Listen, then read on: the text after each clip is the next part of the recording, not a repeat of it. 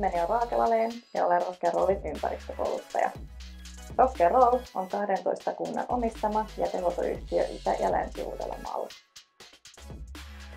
Lainsäädäntö edellyttää yhä tarkempaa lajittelua ja Suomi on jäänyt vielä kauas kierrätystavoitteistaan. Me neuvomme lajittelussa ja muissa jätehuoltoon liittyvissä kysymyksissä. Haluamme tehdä lajittelusta vaivattomampaa ja monilokeropalvelumme tekee kierrätyksestä helppoa. Jätteet eivät vie tilaa kaapeissa ja käynnit ekopisteille jäävät pois.